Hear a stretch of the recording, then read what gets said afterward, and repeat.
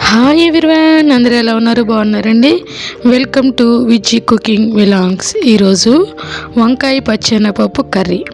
ఈరోజు మనం మనసుని ప్రశాంతంగా, పొట్టని సంతృప్తిగా ఉంచే ఒక అద్భుతమైన వంటకం గురించి మాట్లాడుకుందాం. అదే మన ప్రియమైన వంకాయ పచ్చెనపప్పు కర్రీ.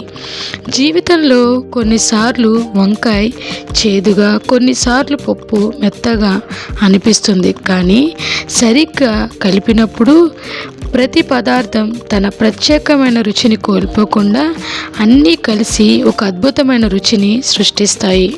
ఏమంటారు? వంకాయ పప్పు రెండు వేరువేరు ఆకారాలు, గుణాలు, కానీ కలిసినప్పుడు అవి ఒక పర్ఫెక్ట్ కాంబినేషన్. అవును కదండి.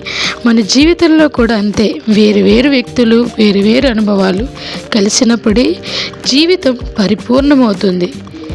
కారం, ఉప్పు, పులుపు, తీపి అన్నీ సరైన పాళ్ళలో ఉంటేనే కూర రుచిగా ఉంటుంది. మరి అలాగే మన సంతోషం, కష్టం, విజయం, వైఫల్యం అన్నిటినీ సమతుల్యంగా స్వీకరిస్తేనే జీవితం కూడా ఆనందంగా ఉంటుందండి. మరి వంకాయకు ఉండే మెరుపు, పప్పుకు ఉండే మృదుత్వం రెండూ ముఖ్యమే. మీ ప్రత్యేకతను మీరు కోల్పోకండి. మీరు మీలాగానే ఉండడం మీ బలం.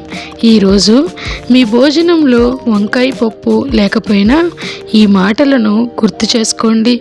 జీవితంలో నీ ప్రతి చిన్న ఆనందాన్ని ఆస్వాదించండి.